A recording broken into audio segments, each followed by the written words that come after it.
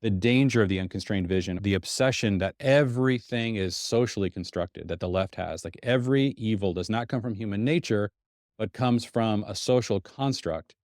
If you look at what happened on October 7th and what's going on in Gaza, the reason why a person on the left does not need any information to condemn Israel for everything that's happened in Gaza is because they believe that whatever atrocities are being committed by Hamas, they do not come from human nature. They come from a social construct. Then the only place you really have to go to blame the conditions that are so bad that you could torture and kidnap and murder babies. Wow, their social conditions must have been horrible, and therefore you blame Israel, right? However, if you are on the right and you believe that human nature has a bent towards evil, then you don't have to construct some kind of idea or vision of society that's so evil that it created people that were that desperate. Hi, welcome to Jeremy Pryor's podcast, or what I like to call Jeremy Pryor Unfiltered. I'm his daughter and producer, Kelsey Gall, and we are excited to bring you seasons of content all the way from Tolkien to theology, from business to family. If you like to contemplate deep philosophical ideas across a wide range of topics, you've come to the right place. Make sure you give us a follow so you don't miss out on future episodes. Hey, everybody, welcome back to the podcast. I'm here with my lovely daughter, Sydney, no longer Pryor. Wait, your little thing says Sydney Pryor. We got to change that. Uh-oh. Oh, here we go. I will change it to Sydney. And now her last name is Parshall, right? Yes. Awesome. All right. So, Sydney, I thought today we could figure out what is the left and the right. What does that mean? What is that really, really at the basic all about? You ready for this? Yes. Okay. So, somebody posted a video a few days ago, and she looked at this through the lens of Thomas Sowell, one of the greatest living historian sociologists, incredible. She summarized it very, very well. And I wanted to interact with you, just like take some time, like slowly go through it. What is the difference? Why is this left right thing so persistent? How do we think about it? Do we embrace both? Is there a right answer? How are these things conceptualized? What goes into this divide? So I thought this was super interesting. I've never heard an articulation quite this concise and clear. So I thought, okay, let's interact with it. I'm going to play some of this for you and then we'll kind of go back and forth. Why do we have the left and the right? And why do we never see eye to eye? The philosophies of the left and the right aren't new. They've popped up again and again throughout history.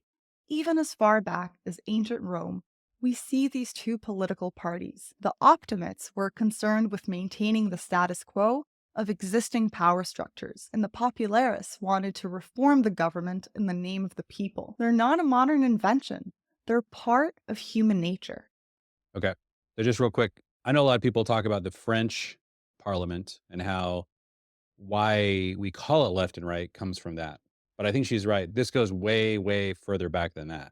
There's something perennial, something about human nature that forces this kind of divide almost anywhere you go. If you try to start any kind of government, it's going to create this. And we're seeing this everywhere in the world. You can go to Germany, you can go to France, you can go to Israel. There's a left and right. It's everywhere.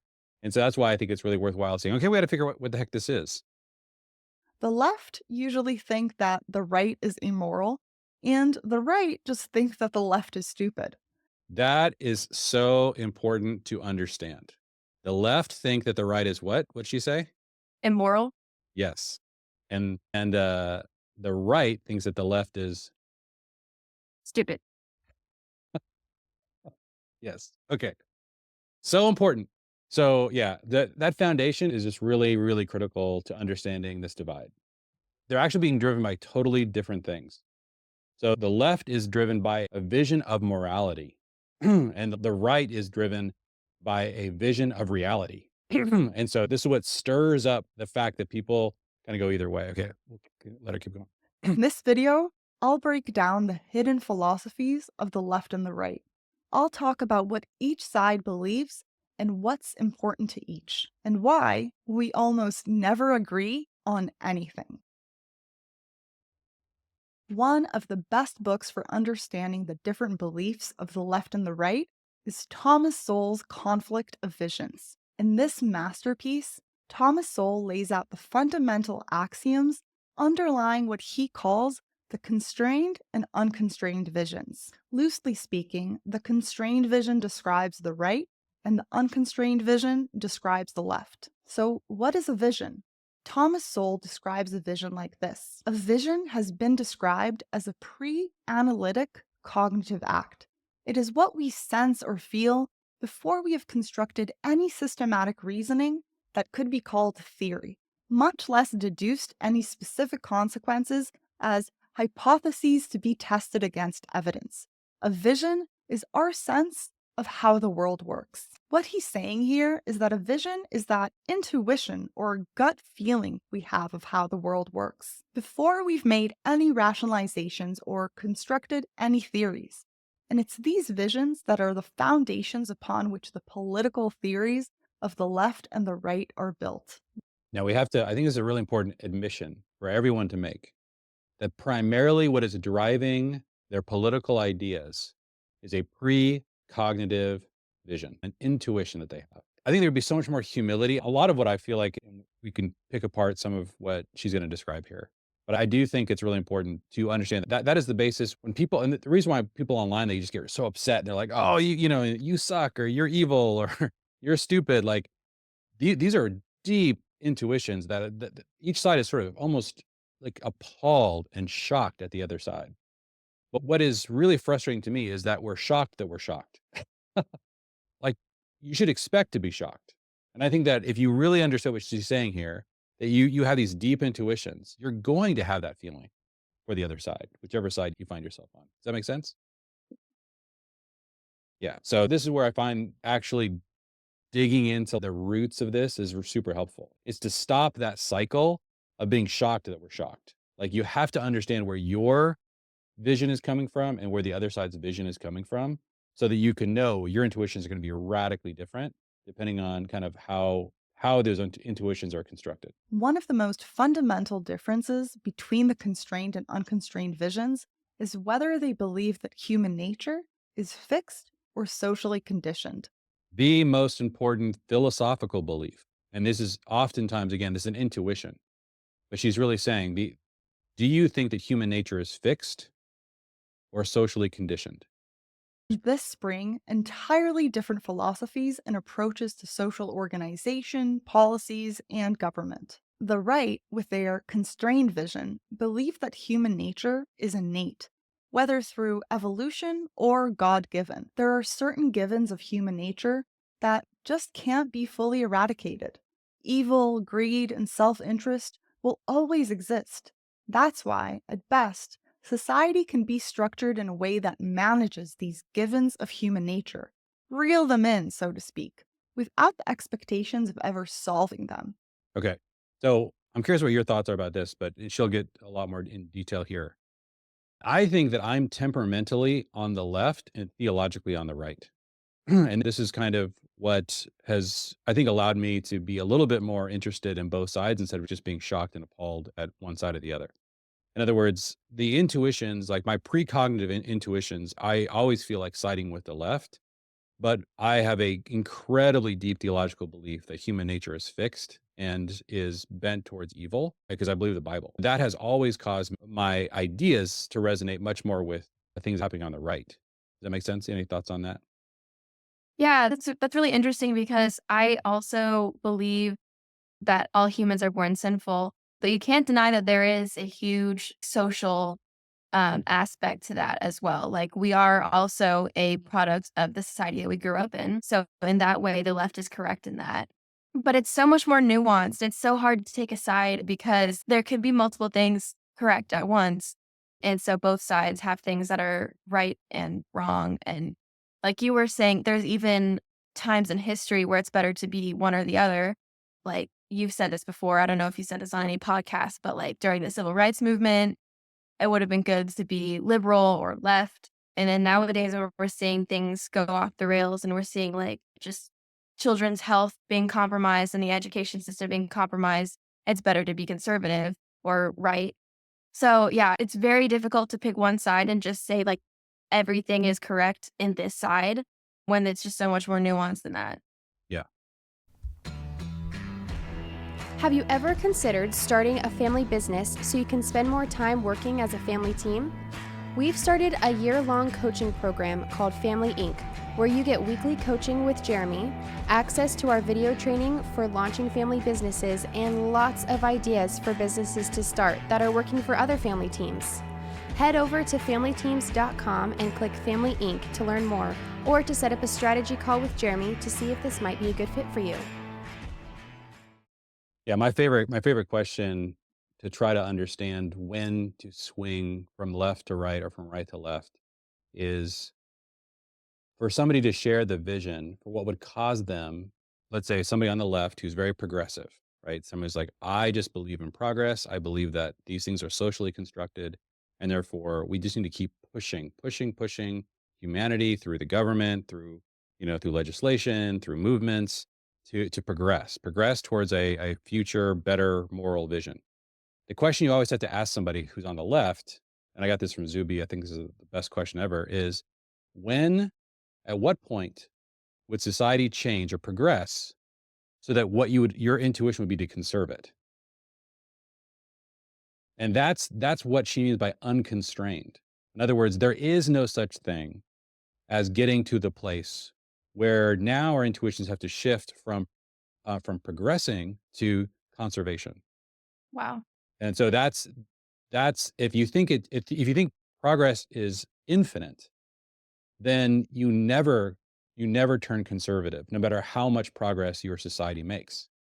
And so if you look at what was going on in the South in the 1960s in the civil rights movement, and you ask people the question, especially even conservatives today, did there need to be a progressive movement in the South to try to change the culture so that blacks and whites are equal, right? And there were so many racially structural systems that were creating all these problems, and we had to progress past it. You don't want to conserve that, right?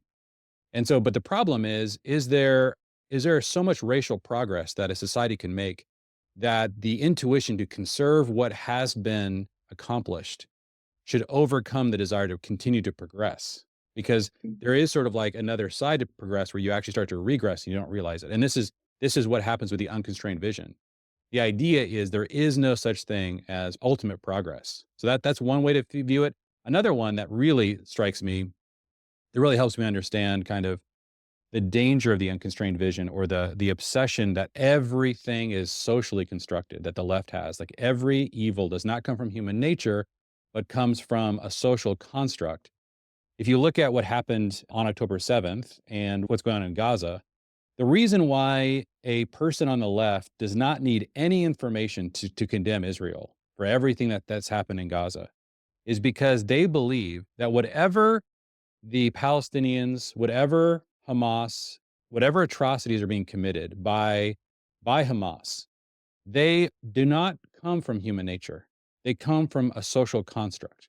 In other words, there are conditions, human conditions that are so bad that generated those atrocities. And so if you believe that it's really a result of social conditioning, then the only place you really have to go to blame the conditions that are so bad that you could torture and kidnap and murder babies, wow, their social conditions must have been horrible, and therefore you blame Israel, right? However, if you are on the right and you believe that human nature has a bent towards evil, then you don't have to construct some kind of idea or vision of a society that's so evil that it created people that were that desperate. You could say, no, you can actually just put people on an island, and over time, it's possible for their natures to corrupt one another in such a way that they could do and commit horrible atrocities like that.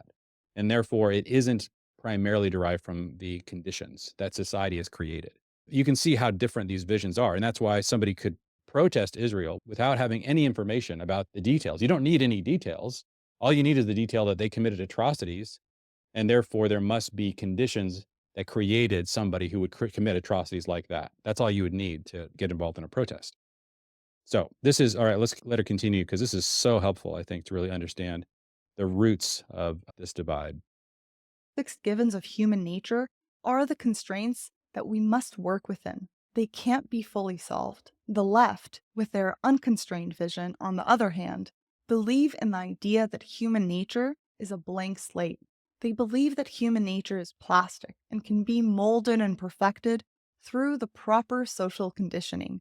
These ideas can be found in the writings of John Locke and Jean-Jacques Rousseau.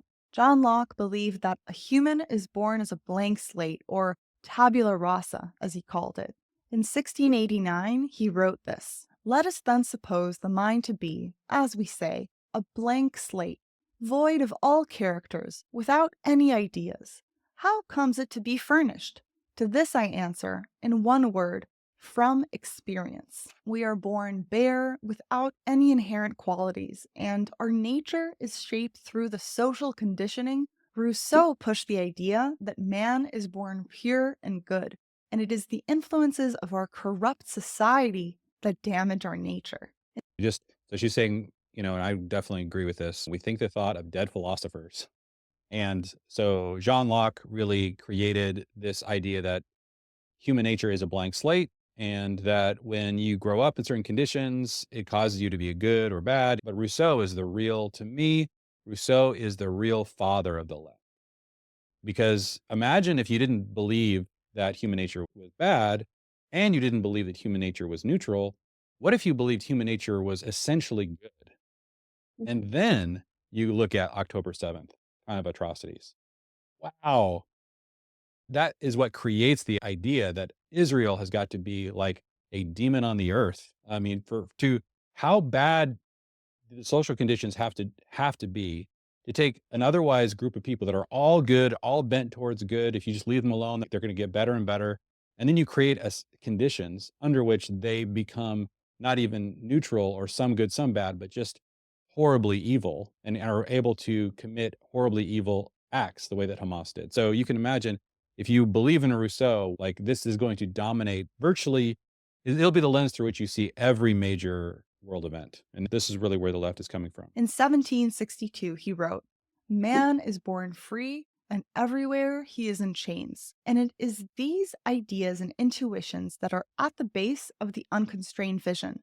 Through the perfecting of society and the social conditioning we receive, we can in turn perfect human nature. In their minds, we can eradicate qualities such as evil and greed, and we can solve them through sufficient moral teaching. From these basic conceptions of human nature comes the ideas of solutions versus trade-offs.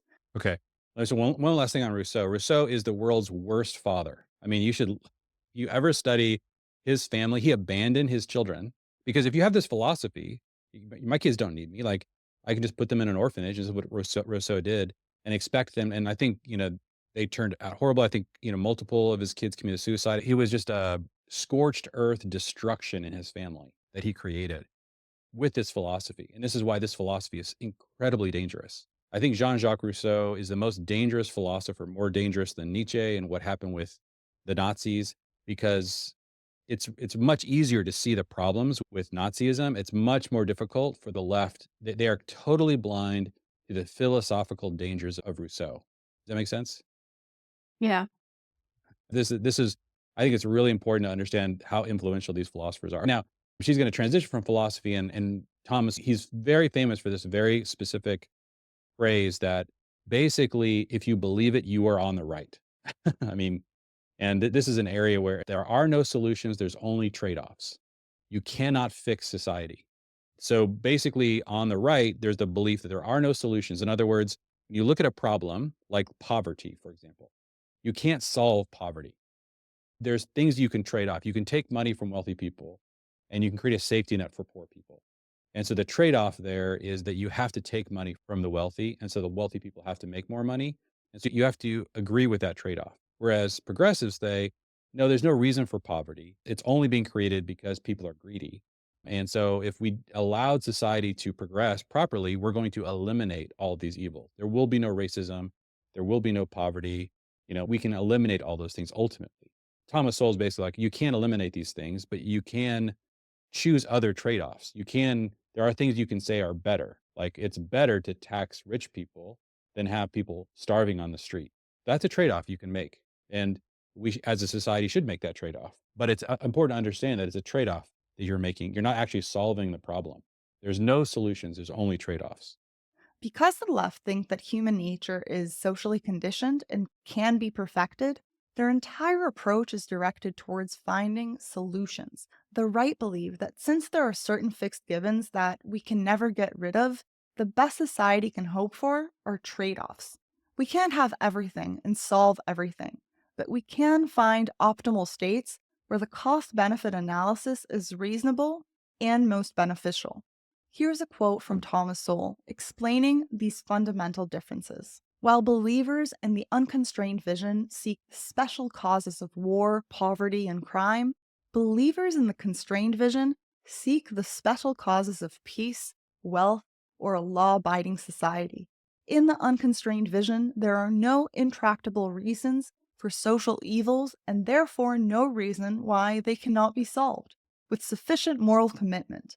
But in the constrained vision, whatever artifices or strategies restrain or ameliorate inherent human evils will themselves have costs, some in the form of other social ills created by these civilizing institutions, so that all that is possible is a prudent trade off. Simply put, the left try to understand why wars happen and how to stop them, and the right understand that wars are an inevitable quality of human societies, that if anything should be examined and studied, it's the conditions for peace. Another area in which the left This is kind of a, in terms of like what surprises you, and this is his constrained versus unconstrained, trade-offs versus solutions. It's important to figure out what were you expecting reality to be like. And I think that people on the left are constantly surprised by the emergence of evil in the world. And to them, this, and then they look for a social cause and they think that if they can somehow get rid of that in a state of nature, people would not suffer. And this is such an unusual belief, but this is actually something that Rousseau taught. He had this whole vision for people that are in a state of nature that are noble, and the noble savage, or the idea that the closer we get back to base nature, the more a human being's naturally good qualities just come out. Whereas on the right, they look at a book like The Lord of the Flies and say, if you put, a bunch of very sophisticated British schoolboys on an island, they will start to kill each other in very short amount of time without there being some constraints placed on them. So these ideas about kind of now that's why all these two intuitions are so rooted in human nature. What do you think is true about humanity? Are we essentially good, or are we bent towards evil? left and the right differ is their conception of human knowledge. The left believe that knowledge is concentrated within a select few of elites and intellectuals who know best. If anyone should design society to perfect human nature, it's them. In Thomas Sowell's words, in the unconstrained vision, the best conduct of social activities depends upon the special knowledge of the few being used to guide the actions of the many. These ideas can be found in the writings of Voltaire, Rousseau, Godwin, and Mill.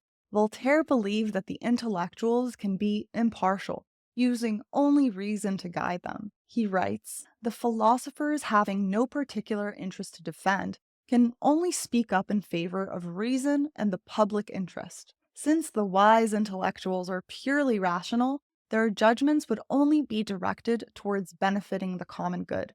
Rousseau echoes this idea as he writes the following: "The best and most natural arrangement for the wisest to govern the multitude." In other words, all those working class people don't know what's really good for them. On the other hand, we have the constrained vision.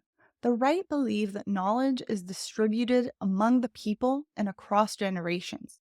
Thomas Sowell explains it this way: knowledge as conceived in the constrained vision is predominantly experience, transmitted socially in largely inarticulate forms, from prices which indicate costs, scarcities, and preferences, to traditions which evolve from the day-to-day experiences of millions in each generation. Tradition is essentially the distillation of the ideas and systems that worked and lasted. Like Darwin's natural selection and Adam Smith's invisible hand, the systems that have resulted in the most optimal trade offs or those that survived? So I think we have enough information to answer the question, why does the left think the right is immoral? And why does the right think the left is stupid? Why are these the reactions? So you tell me, let's start with, why do you think the left looks at the right as immoral? Well, I think just the language contributes to it, the language used to describe conservatism. I think it's interesting. The first time I even heard the words conservative and liberal were at school, and it was my sign language class. And they were talking about how annoyed they were about this other teacher that kept going on rants about how stupid liberals were. And so they were talking about it, and everyone there was liberal. I didn't even know what liberal meant at that point. I was in middle school, I think. And my sign language teacher said, "Here's the sign for conservative. It's closed minded. And the sign for liberal is open minded. So which one are you?" And I was like, "Well, I would say I'm pretty open minded. I guess I'm liberal." And then I just like found out more about it. And it's just so much more than that. I think that, just being closed minded sounds really bad. And especially when you're talking about horrible concepts like racism and sexism and slavery and all these things, like, I think that they automatically assume that conservatives are always going to want the bad end of those things because that's just what we did, I guess, at the time. Even though it's kind of funny because in slavery, the conservatives were actually the ones that were trying to free the slaves. So that's interesting. I think that that's just the association they have with it is like, oh, you just want to keep all the oppression that is happening right now. Right. I think it's You're interesting that benefiting from it somehow. yeah, like the conservatives are for everything that's happening right now.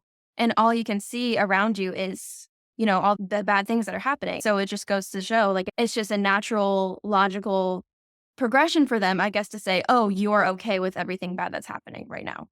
Whereas liberals are always looking to the future and hoping for this utopia. And they're saying, if you don't want this utopia, then you must be a bad person. But we've never seen that utopia because it's in some degree impossible to achieve. And so we're trying to say that. And we're trying to say, actually, we're trying to just go for these trade offs. We'll take all the racism out of society, out of the laws, but we can't really like take it out of people super effectively, as effectively as you want. And so they're just always dissatisfied, I think, with the status quo. And that makes them dislike conservatives very much. I guess that's kind of I think that's why. Yeah. And so just to kind of summarize, if there was a solution to evil and people on the right, out of greed, refused to implement the solution, they would be immoral, right? Yes. I think so. And so that's why it's so important to start with the vision. If you think it's possible to eradicate racism, not just in the laws, but also in the people, and you refuse to do it, and Yes. people are suffering, and we could end this forever, and you won't do it, then there's something wrong with your, like, what is the incentive that has caused you to decide to leave this suffering undealt with when there's a solution to it? I do think that it's really important for people on the right to be honest when there are better trade-offs, right? If there is a better Yeah. trade-off, if it is better that we enact laws that can rebalance some scales and there aren't going to be unintended consequences that are going to make things worse, that the trade-off is positive and maybe aims at positive outcomes in the direction of people who are suffering, then those are things we need to really consider doing. But we can't have an unconstrained vision of where that goes. We can't say, well, now, okay, we dial that to a 5 and we can handle the trade offs.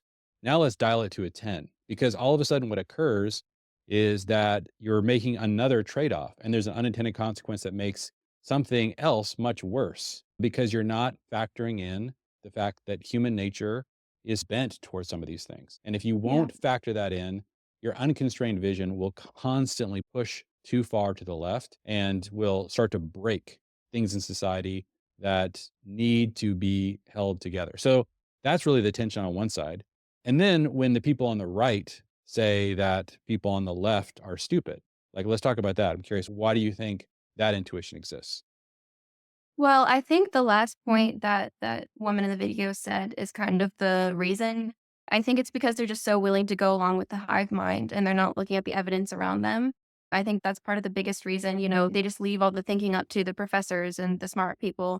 And then the professors lecture them in a college classroom and then they're like, okay, this must be reality. And they're not really looking at what is actually around them.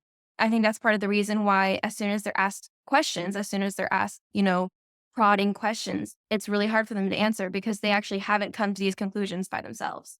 So I think that's probably one of the reasons, and also just the way that they don't believe that humans can be Right. evil just by themselves. Well, if you believe that solutions exist, if there's a solution for racism, there's a solution for poverty, there's a solution for even what seem intractable problems like a lack of love and belonging in the world, and you can't personally think of the solution, but you believe it exists, then I think that it leads you straight to what she described, and that is the belief that, okay, well, there's a professor somewhere, there's a politician somewhere, there's a brilliant person somewhere who is right now working on this problem and coming up with a solution.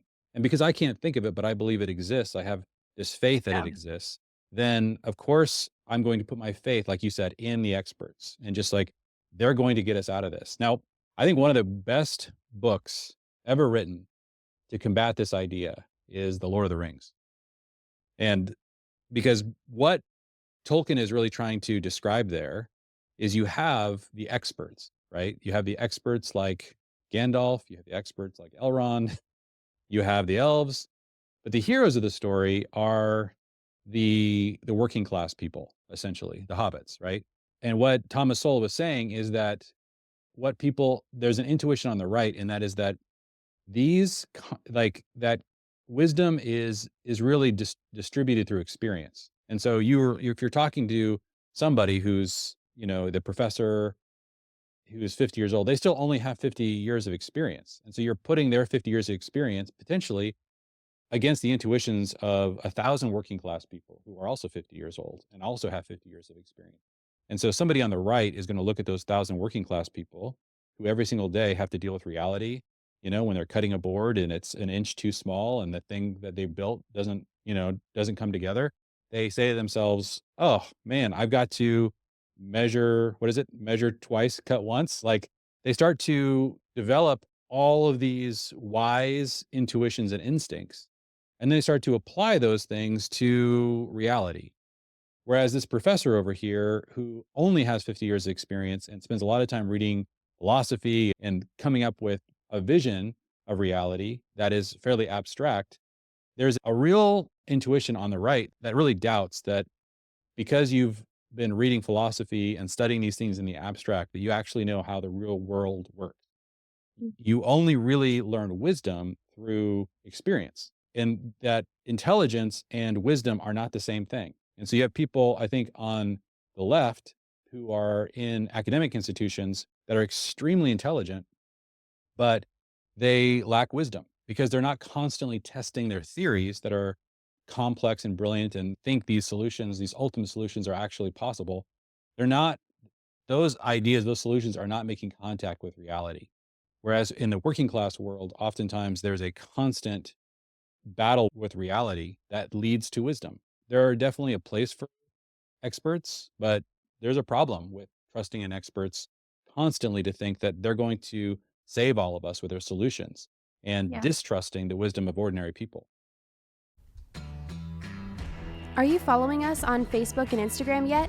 Look up @Family Teams to get even more free content and never miss out on event announcements. Totally. Yeah. And I think it's very dangerous to think that people are just going to be good unless they've been treated extremely badly by society, I guess.